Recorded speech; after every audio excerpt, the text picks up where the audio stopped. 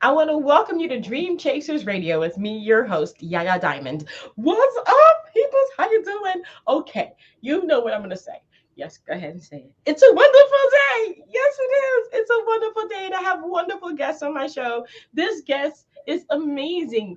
It's an accident, or was it an accident? Accidental success for real? Is that real? I don't know. We're going to find out. Don't go anywhere.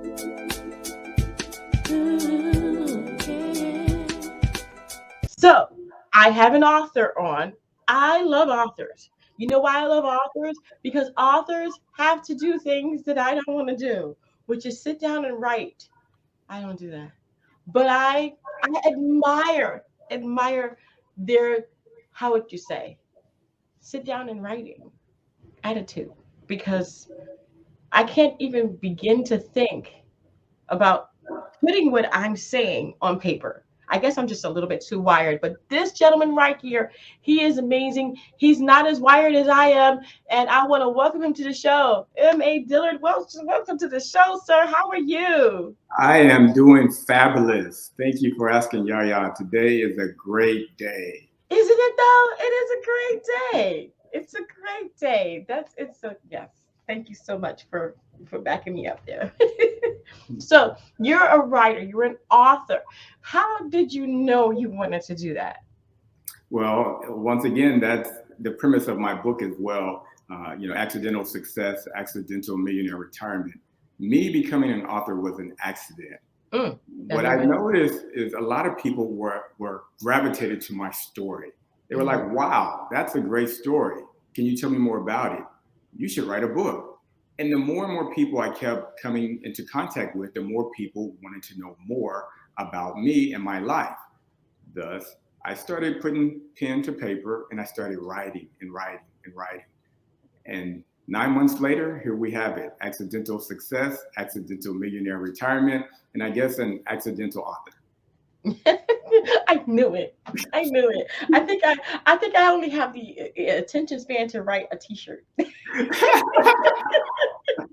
It's not good. It's just not good. And I think my life would be a great book, but who's gonna write it? Everyone loves a great story, Yaya. They Everyone do. loves a great story. You have a They great one. do. And I'm so happy for you. So you said it took you 9 months. Tell me what the process was and how did you get through that first initial like, oh gosh, I'm getting ready to write a book. It's very interesting. The concept came, and I said, I'm gonna kind of just take some notes. And I started taking an outline of my life, and then I put it down. But then I had a friend, an old college classmate, come and visit me who had just written a book as well. And I read his book, and I was inspired by his book. I told him, I'm gonna wait 5 years to write the book. He says, Michael, what if something happens to you tomorrow? Who's Mm. gonna write your story? It hit me, it gravitated. And so I started writing. After writing, the first draft was awful. I must admit, the first draft was awful. I almost cried. I literally was like, oh, this writing thing, I can't do it. But then what I did was I gravitated to social media. Mm. I watched a lot of YouTube videos and how other people were able to overcome the challenge of writing a book. And I realized that, you can do it. If you just have that vision in life and you take the action that you need to take, you can become successful. And that's what I did. I just put myself in the room on the weekend, sacrifice, I would write. And then the next best thing you can do is give your book to a friend, someone who's going to be honest with you, not someone who's going to be like, "Ooh, kudos, kudos, great job. Ooh, you got a cute baby." No, give it to the person who's going to say, "The baby's clothes aren't matching." You have to give the book to that person and be open for feedback, because feedback makes us better. So that's what I did. I went through several iterations of the book, and now I have the final process. Mm, mm, mm. The final It process. is it is so commendable that you didn't stop, that you didn't get discouraged, and that you continued even after the fact that you understood that it sucked. I mean, I think my first and maybe second draft will be like horrendous, okay? If I ever do decide to do it. But I don't think that'll stop me. I mean, past that, did you have any kind of moments where you relapsed? and went back and said, man, I'm not good for this. This is not going to work. I mean, look at me trying to be an author. Are you serious? This is why I wrote the book. What I noticed on my life is that people are gravitated to my story. Everywhere I go, people are gravitated to how I live my life and how I make decisions. As an example, when I was unemployed, had no money besides the money I saved up in my retirement account with my wife because we made some great financial decisions earlier in life, taking advantage of financial knowledge. I was unemployed, but we were able to survive. Fast forward, I was unemployed on a Friday, and then I was a foreign service officer on a Monday, aka US diplomat. Mm. I come back on vacation to visit a friend of mine at his business, and he has a customer that's speaking Spanish, and he doesn't have anyone in his office to translate at that moment. Mm-hmm. So I started to translate the conversation that the person wants to have with him. He looks at me and all like, oh my goodness, Mm-hmm. this just happened. Like you didn't know Spanish a year ago. How are you able to do this? Mm-hmm. And it's been other stories in my life that people have just been fascinated with, where I was able to overcome various obstacles with a Mm. smile. Thus, it just, I had to write the book. It just, people was wanting the information and they wanted to understand how I was able to become successful. Mm. Wow. Wow. It is great to know something that most people don't think you know. Yes. I know that sometimes this is so funny because a friend of mine says, you got to write about this because I'll be standing in the line at the grocery store. Somebody will be talking about me or whatever. And I'll turn around and say, okay. And I'll say it in their language. And they're like, Uh-huh. Amazed, right? oh, yeah. I Yeah. cut them down like, don't you even try that. I understand exactly what you're saying. 100%. A hundred Yes. percent. Yes, yes, definitely. So, I mean, okay, so accidental success, what was the accident basically? The accident basically was let's go back in time where I was a 8-year-old boy whose parents separated all of a sudden. I'm waiting on the mailman to come to deliver the $200 book of food stamps so that we can eat. Mm, We're trying to survive. We're in survival mode. My mother and father, at that point in time in their life, only had a GED education. Thus, the goal for me was just the bar was like, just get a high school diploma. If you get a high school diploma, you're going to be successful. However, I was exposed to a government program called Upward Bound. mm, They exposed me to other cultures, other ways of living. They exposed me to education. They literally gave me the key and opened the door, and they said, look, if you go to school, you increase your grades, you go to college, you're going to have a nice life. They gave me a higher standard of living. And mm, once I was exposed to being on a college campus as a 10th grader being on a college campus and seeing people walk around, what I didn't know at that point in time that I realized, I felt like I belonged. Like, oh, if they can do it, I can do it. Like it became normal. And that's right. the thing with life. The more you're exposed to higher levels of life, the more it becomes normal for you to want to have that same type of lifestyle. Hmm. Especially our kids. Our kids, they don't really understand how hard we used to work back in the day, right? They don't understand the sacrifice. Barefoot, barefoot in the snow, barefoot. Exactly, guys. Exactly, right? They don't understand it, They right? don't, they don't, they don't understand it. They don't, they don't get it. I know those stories. My grandma used to say, I used to walk in the snow, you Yes, know?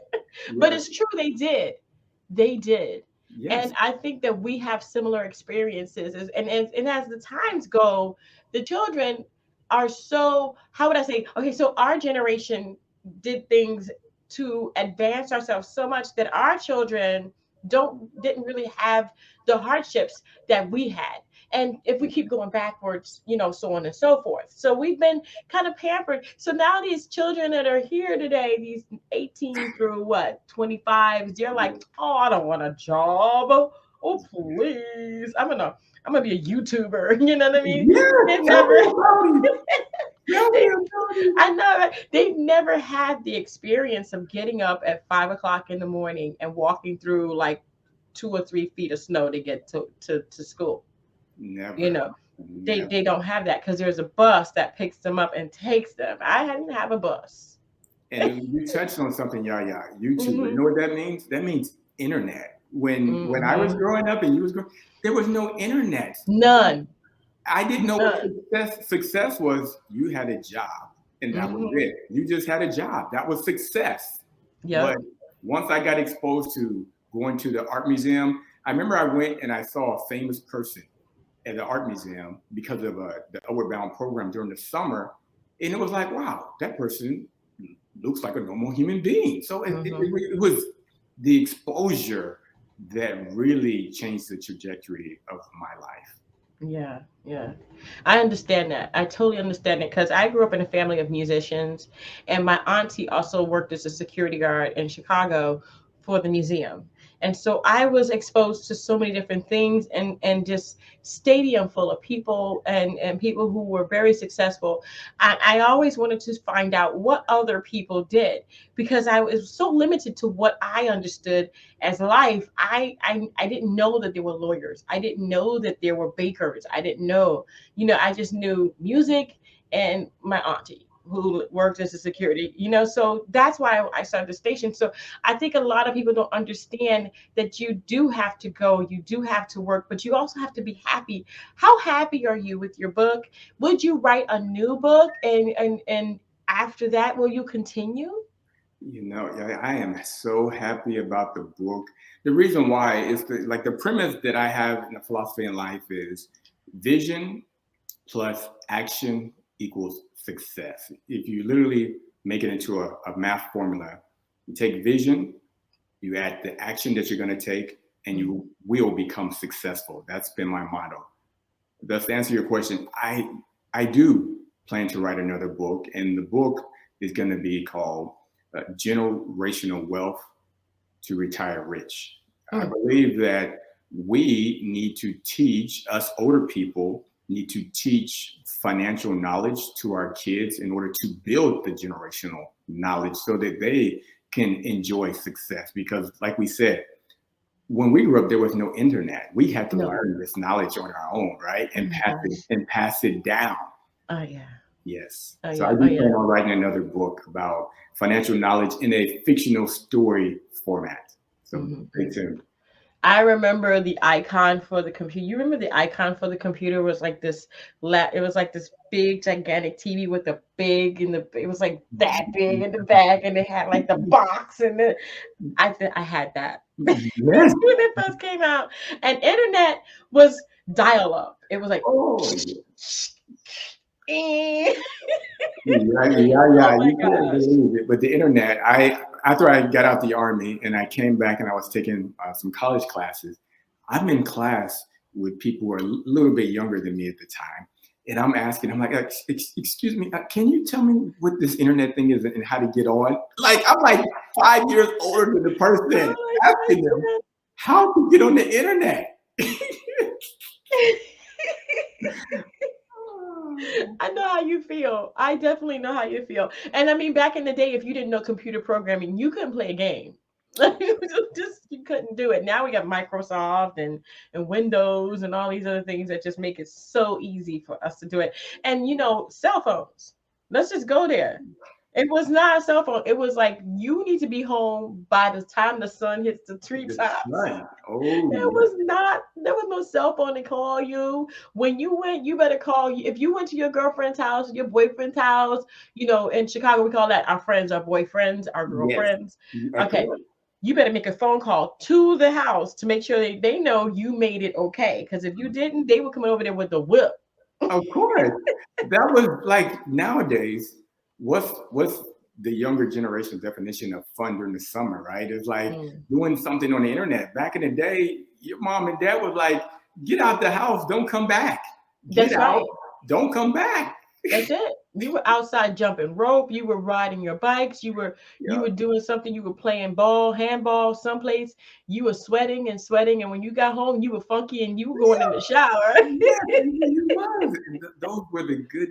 Those were great times. They were Great great times. times. They were great times. And I think that we need to get back to that. Accidental success, does it teach a person how to get back to happiness with, with yourself? Like more like jumping, like Geronimo, I'm just going to go after this because, if this guy can do it and it was an accident, what if I did it on purpose?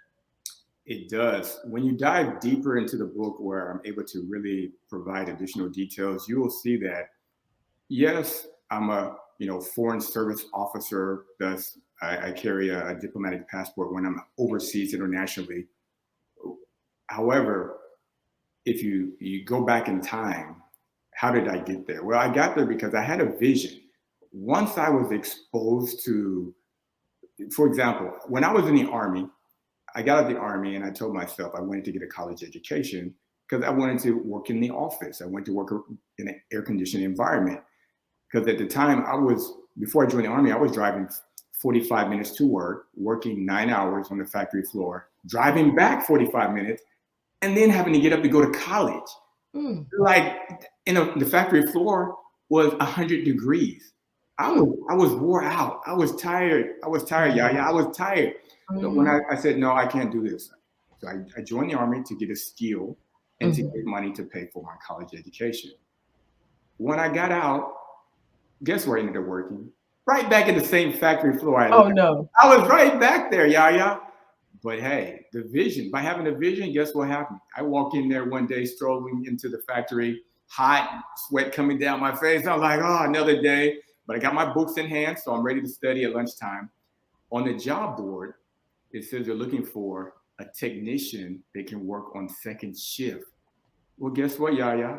Mm, From my vision to wanting to be more successful, take my life to the next level, mhm. guess who just so happened to have those skills to be able to use a ohm meter to be able to read a schematic? You.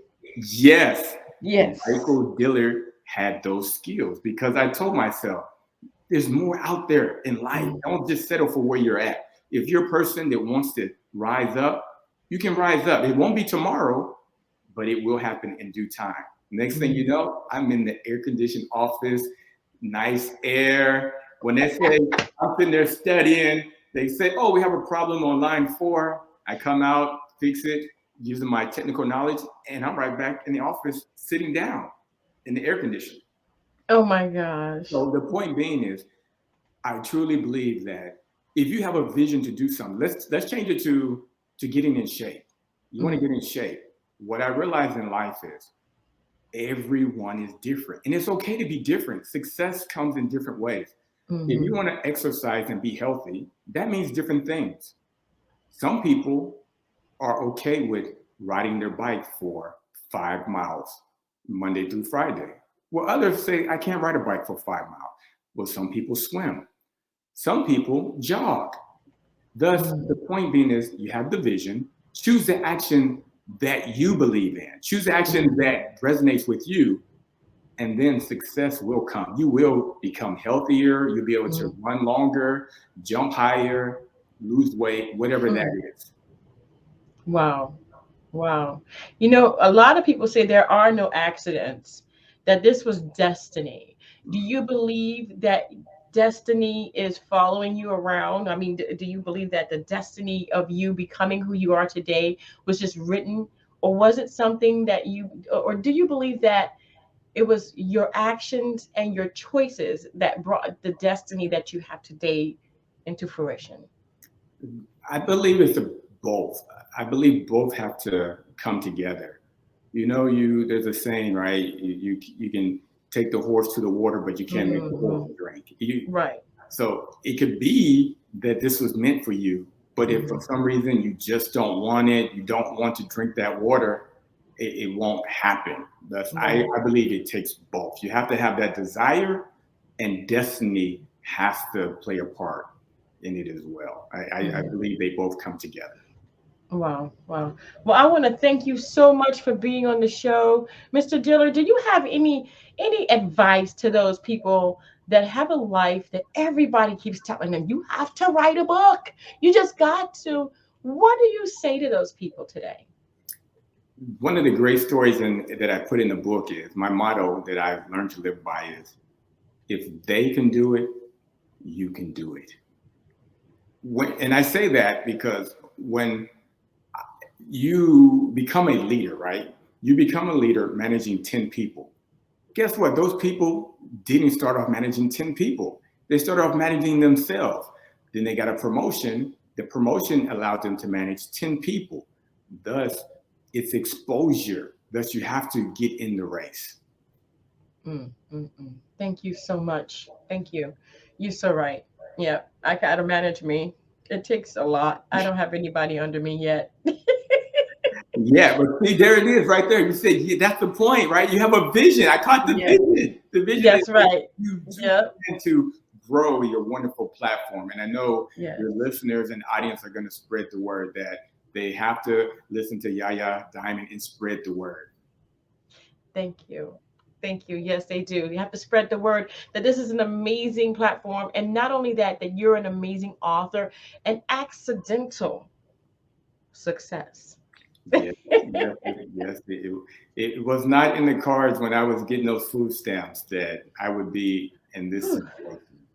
I thank you so much for the story and for being open and honest with people because there are a lot of people out there today that are getting food stamps, but that does not have to be your reality.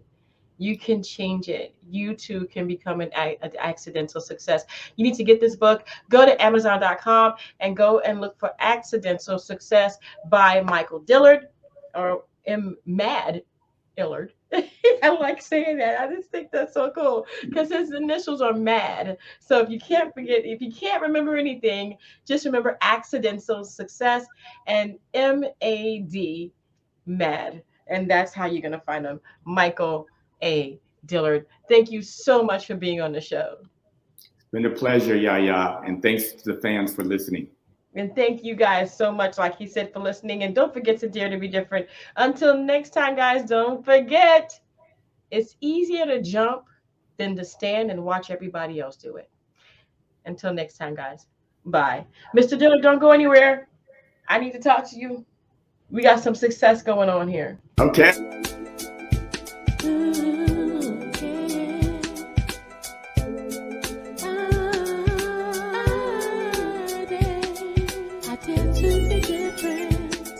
I dare to be different. I dare to be different. I dare.